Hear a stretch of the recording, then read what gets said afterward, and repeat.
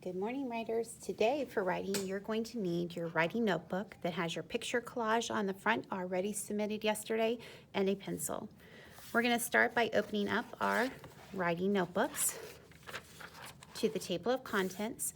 Please remember that you should have your information already recorded from our friendly letter to the teacher. Number 6 would be my writing idea list, and then number 7 is my first idea timed writing from yesterday. So we're going to double check your writing for page 7. On your first idea writing, you should have your title of the idea from your idea page that's going to spark that timed writing listed at the top. I put a sticky note in mine to indicate that you as a student should have your writing recorded in your own notebook, which means whatever page that you are having next, so whatever is the next available page, it might be the very next page. If you wrote really long, you might be on the back side, and that's okay. Whatever's your next available page, you're going to write at the top a number 8 to indicate today's lesson page, and then we'll go back to the table of contents so we can record. So no matter which page it actually is, everyone is going to write a number 8 to indicate this is our next page. Today's lesson, we're going to be talking about the difference between a watermelon story and a seed story. So watermelon versus, and versus is just VS period, seed ideas. And then we're going to write today's date, which is 8-26-20. So remember, you can pause the video if you need to catch up writing today's lesson title, and then push play when you're ready. So going back to page 8, we're going to write today's lesson title at the top. So once again, we're going to write watermelon, verse, period, seed ideas. So in writing, we're in the unit of building ideas for personal narratives. Personal narrative means that we're going to be creating stories that have happened in our own lives, things that are important to us as writers. So we need to know the difference between what does it mean to have a watermelon idea and what it means to have a seed idea. So we're going to go ahead and make a T-chart. So that means that we're going to be placing a line straight down the middle of our page. And then we're going to skip that first line and then maybe 2 more and draw our line that's going to have our titles for each of those 2 sections of our T-chart. On the left side, I'm going to write watermelon ideas. So watermelon's going to go on one of those lines.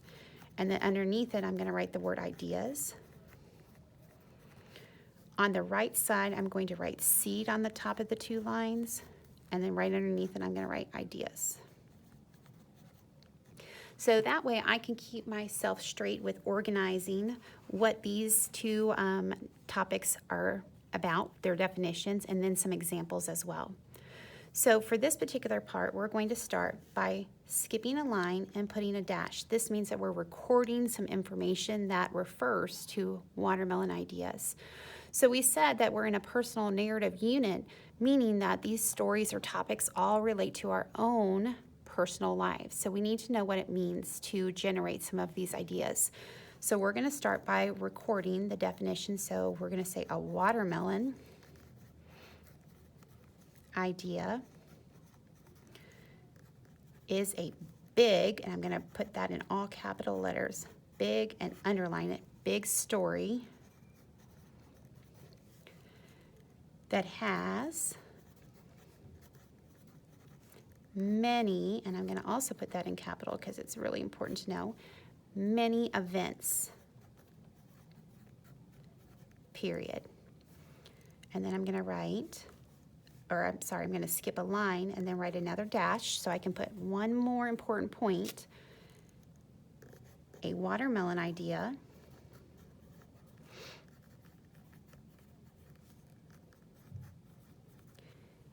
is too big for narrative. So that means that it has too many details that we can't do it justice to explain to someone else because they're missing too many important points of what has happened during that particular story. So we're going to write some examples to help us remember what's the difference. So going down a couple lines, you can just say the word example, put 2 dots, and underline the word example. And we're going to give maybe 2-3 examples for each. So an example of a watermelon story, a story too big because it has too many details that we would need to leave out for our readers, could be about my week-long vacation to the beach. We probably had a fabulous time going on this vacation, but there would be too much information that I couldn't relay to my reader because too much time is passing. My second example, I'm going to skip a line, and then I'm going to write the first time I went on a plane.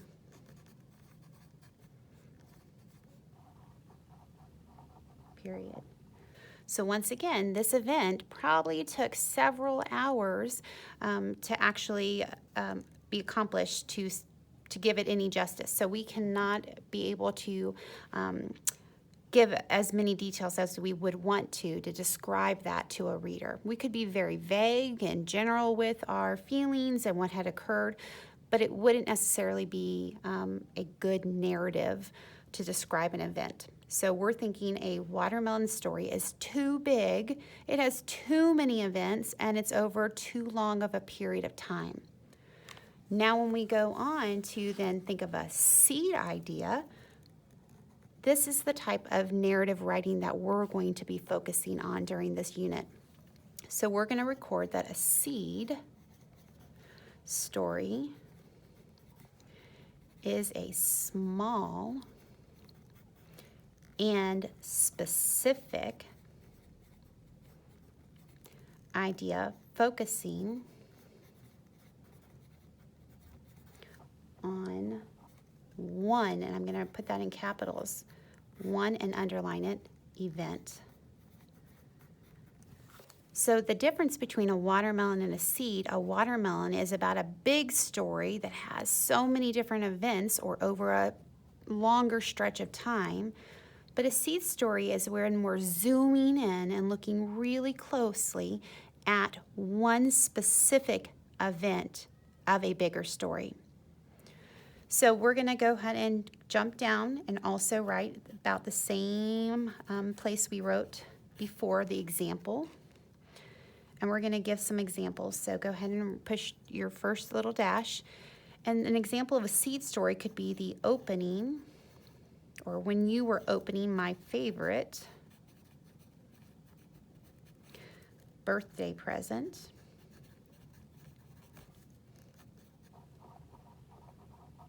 Last year. So I want you to pay close attention to realize I did not say a birthday party. I didn't say my birthday. We're talking about zooming in and looking more closely at this one event that happened during a larger time period. So only when I opened my favorite birthday present last year. Skip a line, and then we're going to write a second example. Another example of a seed story or a zoomed in story of one event would be when I spilled my coffee on Monday morning. So I am not going to be including everything happening on my morning time or during the events of the day. I'm only going to be talking about this one event of that morning. So once again, we're going to be talking about a watermelon idea. Those are big events that happen over, or multiple events over a big period of time, or a zoomed in story that is talking closely about one event in a smaller amount of time. So the other thing that we're going to be writing at the bottom part, we're going to write the time period. And this just gives us an idea of how much time should be passing when we're talking. So a watermelon story is over a long period of time, period. And this could be hours, it could be days, or longer. A seed story is usually